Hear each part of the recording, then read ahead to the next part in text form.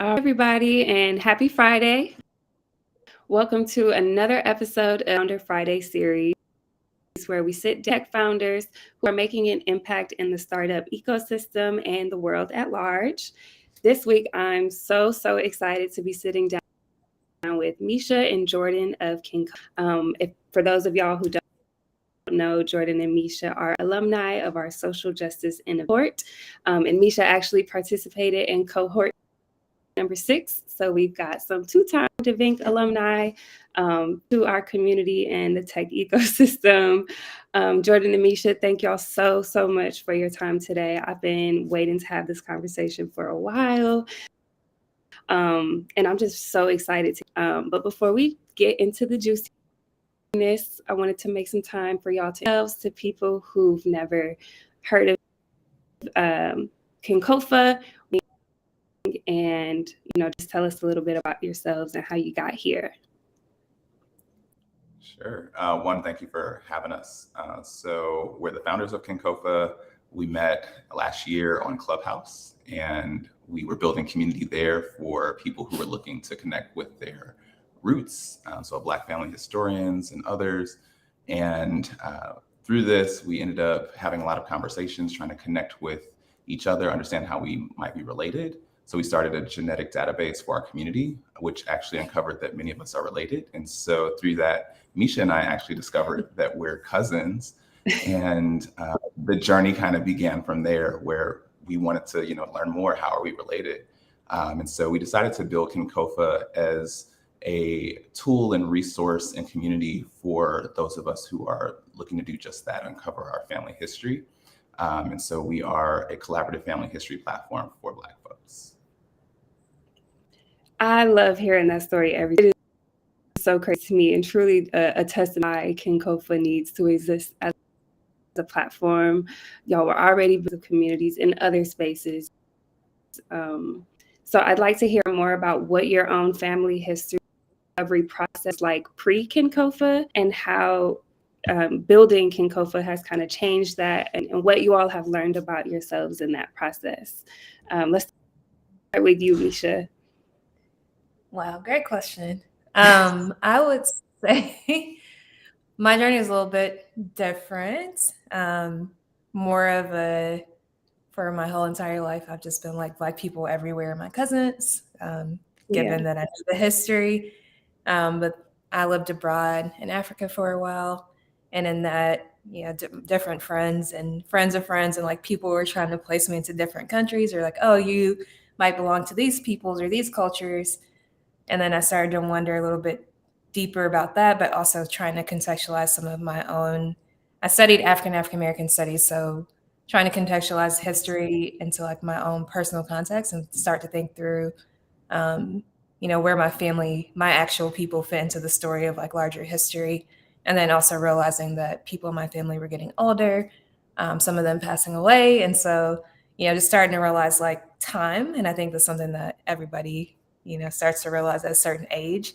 Yes. So before I met Jordan, and before I met our community members, and before we started doing this, I was really just asking my grandaunts and my grandmother as much as I could, to the point that I just annoyed them about things they couldn't remember, or like they might have remembered. And after a while, once they realized that I was like really interested in it and I wouldn't let it go, they started like really trying to remember things and tell me, and like, okay, go look for this person, and then this person will tell you this or whatever else. And so one of the things that happened for me is before I even took a DNA test, sorry, tongue-tied, I started just trying to build out a family tree with what I knew.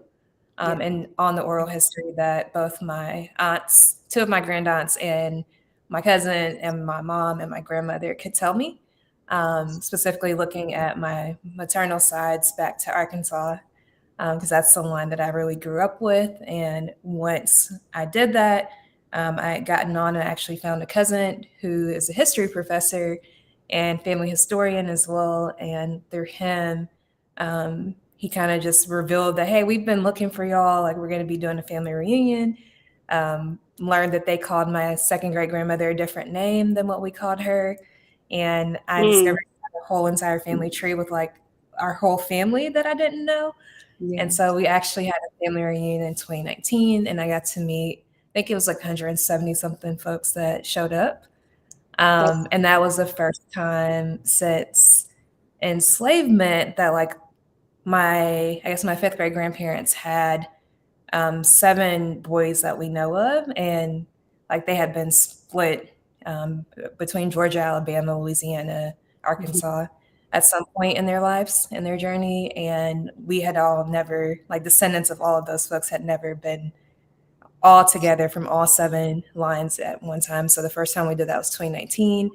Met them, and really it was just like, dang, if this is just one line of my family, like where's the rest of my family? And I just wanted to kind of scale the feelings that I felt that day when I reunited with them, because it felt like my life made more sense. And like this puzzle piece was like, okay, this is where you fit, even though like we're all different. Like, there's things about like people who look like me that I didn't even know, which is kind of creepy too at the same time. But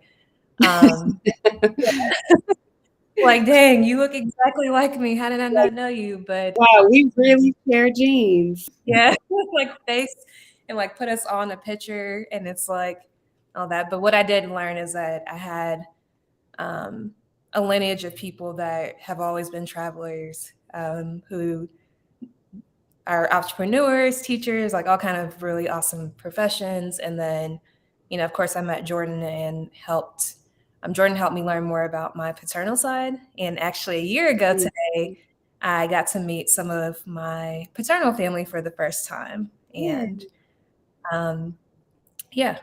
I'll stop there and let Jourdan share his story. So I have like so many pins in my head on things that I want to circle back with, but Jourdan, I want to hear what it was like for you, uncovering history before kinkofa, and what you learned through your own family history discovery process. Yeah, I think like Misha, my interest in family history and Black history has been lifelong, and definitely guided by a lot of oral history. So hearing stories from my mom, from my grandparents, uncles and aunts and other relatives has always kind of like piqued my curiosity and wanting to learn more, or just hearing a very, very interesting oral narrative about my family's history. And so after learning, I think getting at a certain age, around high school, actually, I just started diving deeper into those stories and seeing what I could confirm and what I can learn more about. So using different repositories, newspapers, other records, and ended up finding a lot of truth in those oral histories and a lot of things that we didn't have in the oral history. So from there, it just became like building onto the story and how can I connect with others who have the pieces that I don't have, that my family doesn't have. And that's been kind of an exciting journey. So one thing I didn't mention is that Misha, she mentioned that her family is from Southwest Arkansas. My family's from Southwest Arkansas as well. And that's actually one of the things we connected on pretty early on. And so even if there wasn't a relationship, if we didn't know that we were cousins, just knowing that we come from the same communities and being able to speak to different experiences within that community would be something of interest to me. And that's kind of how I've contextualized like the life of my ancestors and kind of added to the story and preserving it. So that's really been my approach and my interest in family history. Yeah, I can relate to that. My dad's side of the family is from Chula, Mississippi, which is a small area in Mississippi. And anytime I meet someone who's like familiar with that area, I get really excited because I'm like, okay, you understand this is a very niche community of people in this region. So both of y'all touched on some things that I want to kind of touch on, and it's just the sheer creativity like people have used to kind of preserve their history, whether it's from passing down stories through oral narratives, using technology like Clubhouse to connect with people and build history. People have created Facebook pages to document when people pass away or when new people are born, and just connecting with branches of our family tree. But family reunions is something that Misha, you brought up earlier. Really big tradition in Black families, especially where things are passed on, right? And you learn about different of your family. I don't know if family reunions are happening the way that they used to. I feel like they used to be this big, like, annual thing that we looked forward to, like a backyard barbecue, right? But it's been a while since I've heard about going to a family reunion. Beautiful that you went to one in 2019, but I'm wondering how y'all see Kinkofa role in helping people have like recreate that experience or pass on this history and stories in ways not doing anymore in person. You know, how's Kinkofa helping Black people preserve their family histories? Yeah. I think that one's multi-layered, but I'll start with some things we did see during the pandemic and people in our community that what they were doing. And when I say our community, I mean the Kinkofa community.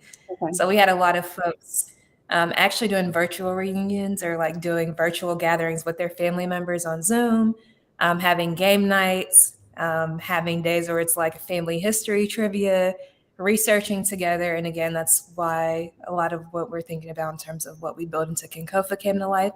It's like, okay, if people, again, aren't able to meet in person, right, how do we continue to scale some of the things that they were doing and provide a better experience than kind of like these out of the box things that like weren't really made to do what we're trying to do because we're basically hacking it.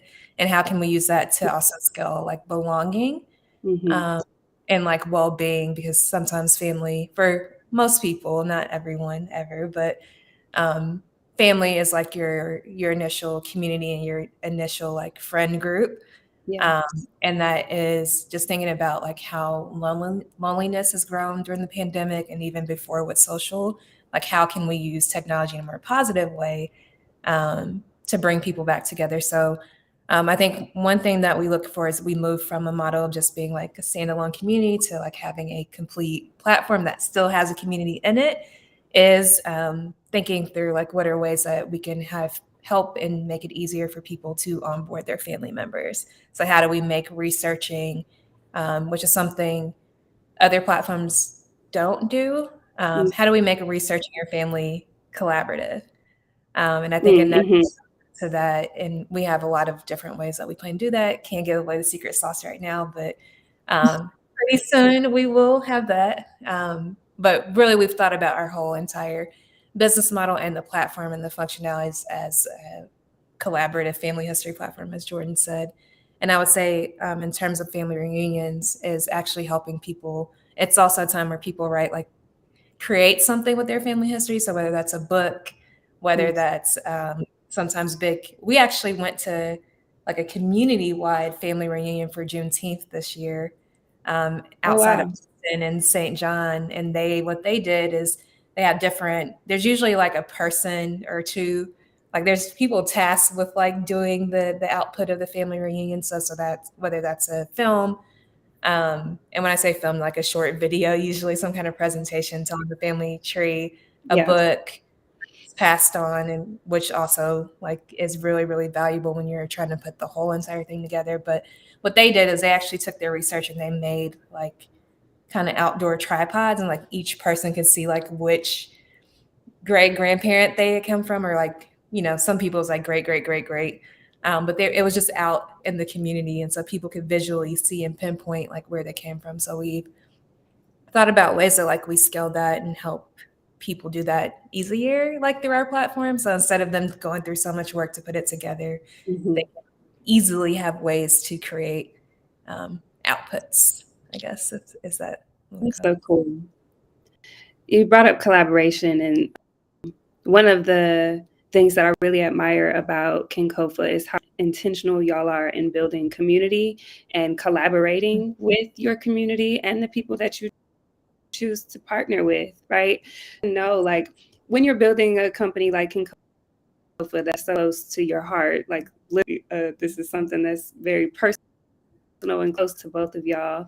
About vetting the people that you collaborate with and your partners. Just interested to think through like how y'all balance the intent that is involved with like building a company like King, but also it being, you know, this public thing that you will eventually need partners and collaborators to join you as you build and grow this company. I'll start. Okay. So I'm going to start and then I'm going to add on. I think one of the things that before we even decided like a name for kinkofa, back when we had a secret document and didn't know what we were doing before like we had really decided, we made a set literally in a Google Doc, made like what our core values are, like what our North Star are, wrote down all the things we want to do, people we might want to partner with. Like we decided that a long time ago. Kinds of people and organizations we would want to partner with as well. And that was, again, like way before we even had a name, before we even knew like what our business model was going to be, anything else. And so I would say that's still like the lifeblood of like us as an organization. It's really funny to look at like how many things we wrote down then and like unintentionally have done. And like going back, like, oh, that was on there, like just by chance meeting people or like being connected to some of the people that we listed out. So I would say I generally only do things with intention. So I think when we think about partners, it's like, are there intentions and values aligned with what we are as a company, but also like who we are as people? Like, are these people going to be fun to work with? Do we like them as people? Because that's also important. Right. Like when, like, it's just not about like, especially for a lot of the things we're doing, it's like a little bit more long-term. So again, like if we don't enjoy working together, and also like having trial periods to like get to know how other people work is really important for us. But I'll say that, and I don't know if you have anything to add. Yeah, with all of what Misha said, but also I would add in people that, not people, but just organizations and thinking about collaborations, not repeating the issues or the processes that already exist. So like, how can we either get in front of new people or think about a problem in a different way that, you know, those solutions that are out there already aren't thinking about. So not kind of repeating the existing issues. Right. Yeah. And I think another big thing for us is just like resonance. So like even in anything we do, will this resonate with the both who we're trying to attract and our current community members? And is it, you know, like, is it just doing stuff just to do it, like, because it's cool to do something with tech or right. So we think about that a lot. And I think when we look at partners in terms of like, just because of the scale of what we're trying to do, what we are doing, it does a lot of public and private partnerships. And that's something where I've spent at least the last decade doing. So thinking through like, how do we work with governments? How do we work with nonprofits? How do we work with for-profits? And then thinking about like shared values and everything with that. And they're longtime girls in ours too. Go ahead. Yeah. Just oneness behind everything that you do. Nothing without intent. Y'all just shared a super exciting partnership this week, and I want to give you some space to talk more about that partnership, what came from it, and I'll let you talk about the partnership first, and then I want to get more into what the outcome is and what next steps for people will be. So I don't know which one of y'all wants to say it, but okay. So we're trying to figure out like where to start the story of how this came to be, and then I guess we will tell people what it actually is. So we have a partnership with a Black geneticist. She calls herself a geneticist, SIS. And so she has a podcast focused on kind of demystifying DNA and genetics for Black folks using a lens of hip hop. So it's called In Those Genes. You can find it wherever podcasts are. And so we started out with doing a partnership with her last fall and earlier this year around it was called In Our DNA. And so we would our community would listen to the episodes, and then we would be joined by her guests from the podcast and also speak about and just kind of talk back and like connect it to family history and what we're doing in and our journeys to uncover more. So a lot of folks in our community are using like consumer DNA tests to get further, and that's one of the ways that Black folks right now are able to get further. Like, yes, you can follow a paper trail to an extent, Right. but the combination of both records and genetic information is what really gets people further. It helps them find more relatives. So we were working on the show with her. She was attending conference at Sundance, at the film festival at Sundance, and I think I had saw on social media that Questlove posted about a new film that he was a part of, and it wasn't Summer of Souls. I was like, oh, this is interesting. It was called Descendant. And she happened to be there, and she was like, hey, have y'all heard about this film? And like, we connected around that. I watched it. Jordan didn't have a chance to watch it that time. I didn't even get through the whole thing because I was like taking down so many notes, like trying to research, like I need to go put all the story together. Basically like researching the story more. And then we happened to be going through SJI and going to South by Southwest. And we had reached out because we thought about showing the film. We wanted to show the film for folks there. And happened to learn during that time that it had gotten picked up by Higher Ground, which is the Obama's media company, and that it was going to be distributed to Netflix later this year. And so we reached out to the film's PR team, like, hey, how do we become a part of this? And it was kind of like, we don't know right now, but like, let's have some more conversations eventually. But we went to South by Southwest, and they just so happened to be showing it as part of the South by Southwest Film Fest. And, we went, we watched it. Jordan got a chance to see it. Some of the descendants were there. And once everyone like finished during the talk back for the film, I just stood up like as the last person that introduced Jordan and I and kinkofa and what we do. And I just asked the question. And so after that, we connected with some folks that next week we were reached out to about potentially partnering with the film. And this summer we got an email. It's like, hey, let's make this real life. And so from July up until last week, we have been, I'll say June or July to last week, we've been like heads down working on this thing behind the scenes. And so I'll let Jordan tell you what we've been working on and what we've been up to. Yeah, like in our conversations with the team behind Descendant, and specific participant, one of the producers of the film, we worked on a social impact campaign. One of the opportunities that we saw after viewing the film is that the film is about oral history and the preservation of a story and the people connected to the story. But there are probably so many people after viewing the film, you would probably understand a connection that you might have to the story, or you want to know more about your own descendant story, more or less. And so we work with participant to develop a website for people to view after the film and get more resources on how to connect to their descendant stories. So support on uncovering their family history, preserving their family history through oral tradition. And we actually ended up releasing our own recording tool called Rememory, which allows you to record and preserve the stories within your family or maybe your own story so that they can be preserved for generations. And that's really, how we get to see stories like Descendant by that sort of preservation and intentional storytelling so that they survive for future generations. Yeah.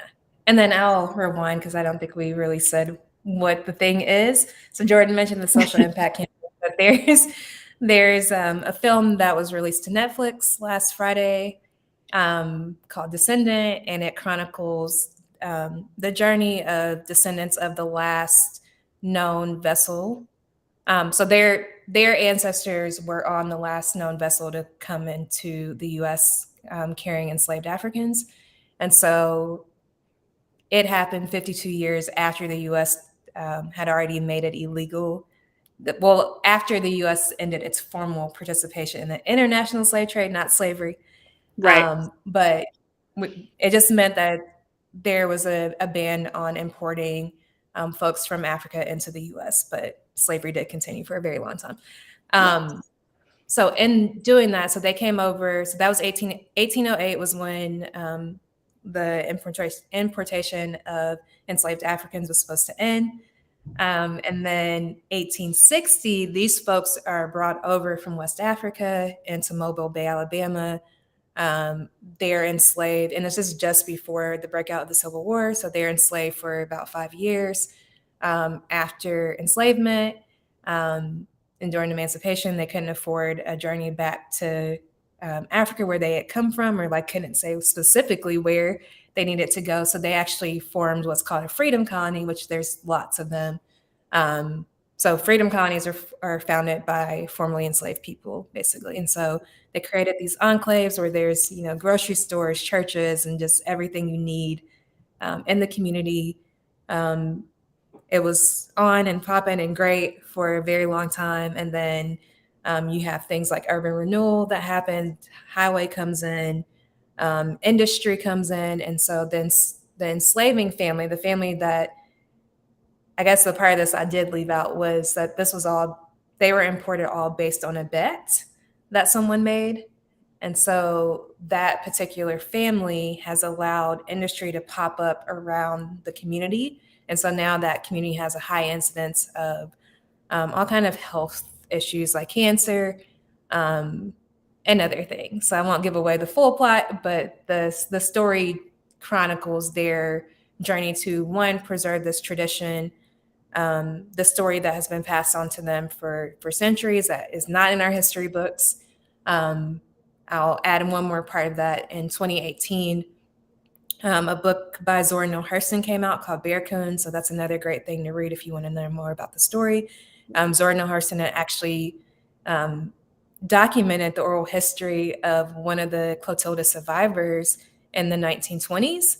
And because she wrote it in his dialect, they didn't publish it. So it was published in 2018. And then after it was published, remnants from the boat that was burned, which y'all have to watch the film to learn about that. Into it, I'm telling you. It was found in 2019. So this film began being filmed around the time that the boat was found. Remnants of the boat were found, and journeys the chronicle from then until now of like what's been happening in the community and what they're working towards. So yeah, it's on Netflix. Thank you for you. I think you gave a really good of what Descendant is about. And y'all, if you haven't already, you need to head to Netflix now this weekend ASAP and learn about this story, be inspired by it. I watched it when it came out on Friday, and I know that the thing that is how important it is to preserve these stories. And I think for so long, I have felt like things were too insignificant to preserve or, create an archive of all these like little bits and pieces story. But after watching that film, I just felt like this responsibility to preserve those stories and be able to pass. And like what a perfect memory is to begin that process, and what perfect time also, just the timing thing feels so right with October being Family History Month, this film coming out. It's about to be holiday season. We're about to be families, maybe some of us, not everybody, but just a great time to talk with people and start collecting stories using Rememory. I want to end this by asking you all what you say to people who don't feel like their family history is significant enough to document or create an archive around, or to those who don't even know where to start, right? Maybe people have been disconnected from different sides of their family and they don't even know where to begin with this process. Yeah. I'll start with something former First Lady Michelle Obama said we were in Mobile, Alabama, just a few minutes from Africatown this past weekend for the hometown screening, and they delivered a special message from themselves to the audience. And one of the things I think she opened with was everybody has a story that matters. So I think I would say the same, and it doesn't matter, I think extraordinary, like everyday people do like make change. And like, again, you think about, someone 20 years from now, like how I think right now I'm going to talk about like just the responsibility we have, even if we think it's insignificant. We can be great future ancestors by documenting so that somebody else is in our spot 25, 30 years from now. They're not having as hard of a journey as piecing the story back together. And I think it's also important to just document yourself. And Jourdan talks about that a lot, actually. But what do you have to say? Yeah, I mean, really that. I think you said it. Without documenting and preserving your story, then it doesn't exist eventually. So if that's not an important reason enough to deem your own story or your family's history as important, then it won't exist, and then no one will get to make that determination. So I think that's the responsibility Misha was speaking to, and definitely encourage people to do that with the holidays coming up. Document those stories and preserve them. Don't just like listen, because I know my own retention, I'll forget, or over time you forget, or the story changes. So have that actual recording as a gift for those future generations. Yeah. And even just yourself, like, I don't know how many people are like, oh, I wish I would have, right? And I think it's something like, I think during the pandemic, more of us realized like, hey, things can change really quickly. And then, people are like, oh, I wish I would have had that voicemail. I wish I would have saved it, or I wish I would have asked my grandmother about whatever, like, or somebody else tells your story and then you're mad about it, right? So I would just say that no matter how small it is, even if I think we had a user that tested out the app and she said, oh, I'll use it as a diary of myself, actually. So just thinking about like the self as a personal archive is also really powerful. Like, what do you want to be known for? Like, are there messages you want to leave people in the future? How do you want people to understand the history that we're living through, like our everyday life, but also, again, what we've also been through, especially like thinking about millennials. And like, I think there's like a meme that was like, we've lived through recessions, September 11th, like all these different, like very big cultural, societal things. And like, I think about how much of it just gets lost in like social media feeds. Yeah. And I'm like, okay, what if for me, like I realized a few years ago, like what if Instagram or Twitter just doesn't exist and like I've only documented my life this way? What will I have right to through hashtags or something? Yeah. And then it's gone, right? So how will I do that? So I think starting to think through some of those things. And I think for people who are looking to get started, it doesn't even have to be your own family member. You can, there's a senior loved one or like someone in your community that you can interview, like someone who might be making a change, right? Is there someone who's, feeding people who are hungry in your community? Record their story. Like there's just different ways. Like it doesn't always have to be just your family. It doesn't have to be all doom and gloom.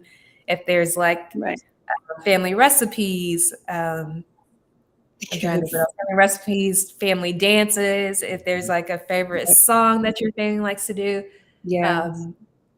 I would record those. And one of the things that we do have inside of Rememory is we actually have what we call templates, and they're basically like guides and conversation starters to help you. Like I know we've had people like, oh, when I try to ask my grandmother something, like she will automatically shut down and not respond. And so helping people ask better questions and other things, or you can find different, I'll say conversation starter decks inside of the app too, to help you get started. Yeah, I love that feature because there can be anxiety around having these kinds of conversations with people you've never even met before. There's the feeling of, is it going to be awkward? What do we have to talk about? Like, I don't really know them like that, but it's a centerpiece for people to connect in a way that, kind of allegiance or awkwardness that might exist from connected branches. Yeah, and I think something that people might not realize is that when you take an interest in people, they generally do open up. Like you're showing them that their life matters and their value too. So like, I think usually people are generally more like just asking a question about somebody, like how they got their name is a story, right? Yeah. So just knowing that like both your life matters, their lives matter. And generally, if you approach it with a genuine intention, people are really easy to talk to over time. So it's just getting past like the first few minutes, see that you'll be okay. Yeah. I love that. Well, let's leave on that note. I am so thankful to have had this conversation with y'all. I'm so proud to know you're excited for the work that y'all are doing, both publicly and behind the scenes. I know there's so much more to come, but we can save it for another conversation because there's so many things that I still want to talk with y'all about.